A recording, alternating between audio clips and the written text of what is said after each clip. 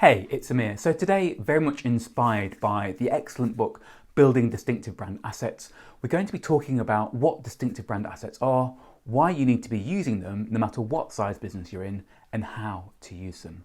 So, as the term suggests, distinctive brand assets are assets that help your brand to stand out and be distinctive. But they also help you to be remembered and recalled easily. They can be shapes, they can be colours, sounds, people, and even specific words such as a tagline, for example. The key is to realise that they are assets. They're called assets for a reason because you invest in them and then they go to work for you. Because what we want to be doing is to train our audience's brains to recognise all of the elements of our brand. And we do this through consistently using these distinctive brand assets. So we will look at an example in a bit. And although it's from a large brand, I believe that small brands, businesses and freelancers should be using distinctive brand assets too. Because remember, whether we're Nike or a freelance personal trainer, we're selling to human beings. And the way that we form memories and make decisions is constant, whether we're buying a pair of trainers or wanting to work with somebody to improve our deadlift.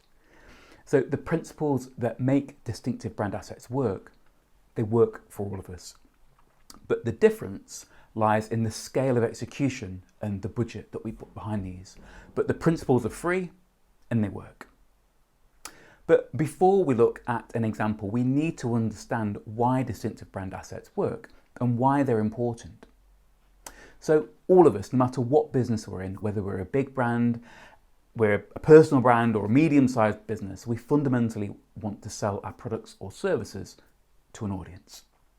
There's always competition and always alternatives to us, no matter what we do. So we need to make sure that we're distinctive in a number of ways. This distinctiveness gives us an identity so we can mean something specific to our audience.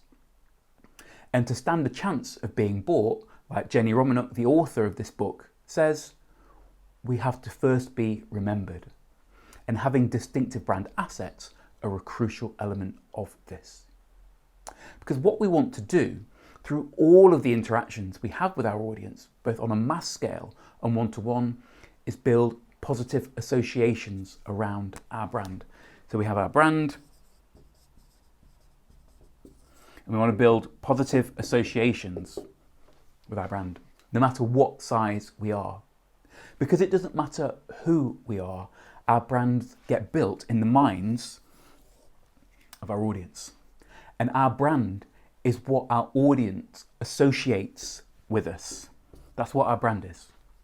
So once our audience associates our distinctive brand assets with us, that is, recognize these assets as us, when the audience encounters them, they act as a doorway to everything else that they associate with us. Jenny Romanuk uses the term reservoir of knowledge, and these distinctive brand assets help our audience to access that quickly and easily.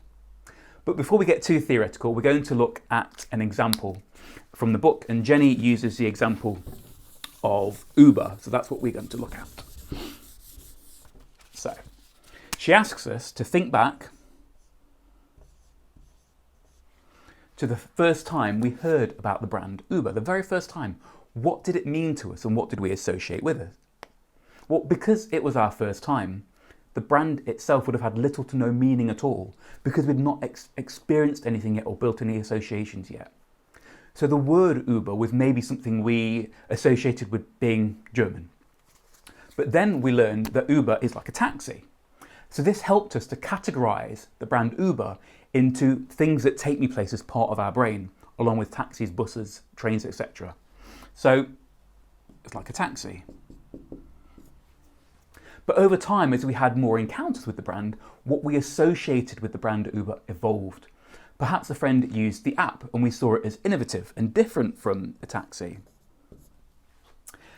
And then maybe we learned about the pricing system. And maybe a story about a friendly driver and the fact that we give them ratings.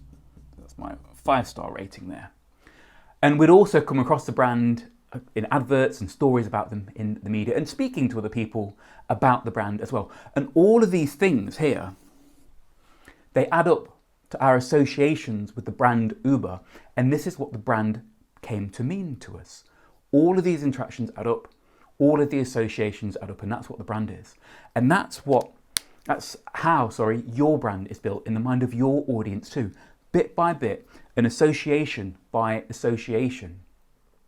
Then with Uber, other associations formed over time, their distinctive brand assets, the colour black, their font, and their app thumbnail.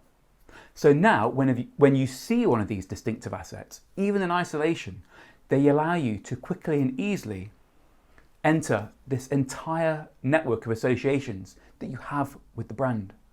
It helps you to remember the brand and recall them when you're in a situation that might call for you to get from A to B.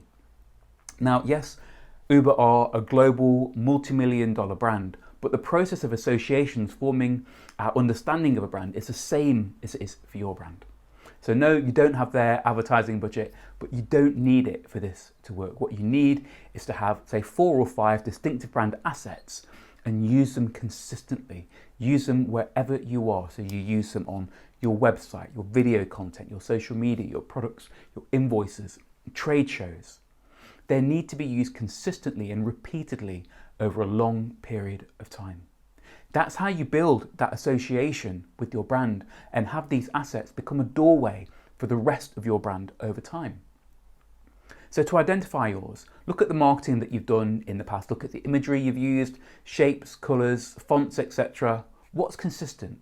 It could be possible that you've got distinctive brand assets already and you've just not been using them mindfully and with purpose. It's also going to be worth looking at the landscape of where your brand sits, your competition and alternative, because the last thing you want to do is be using assets that are too similar to what's around you, because that's not distinctive. You won't stand out. So I'm just going to finish off with a bit of transparency and talk you through my approach to this. If you follow me on Instagram, you may have noticed that my posts follow a similar style. I have a white background, a courier font, and red circles. And this style is going to be built out across a website that I'm developing and products that I'm building. And I chose this style because I wanted to keep it really, really simple.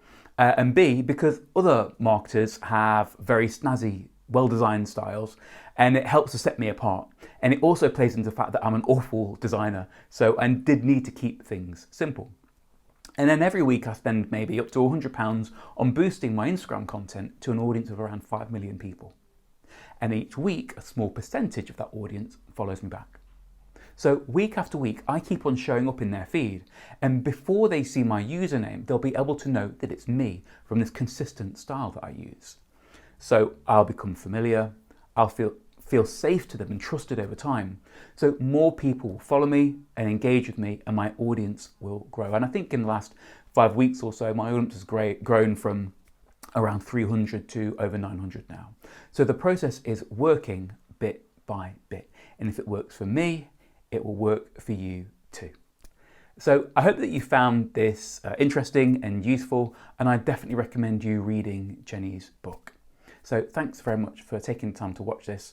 And as ever, feel free to let me know if you have any questions. Thank you.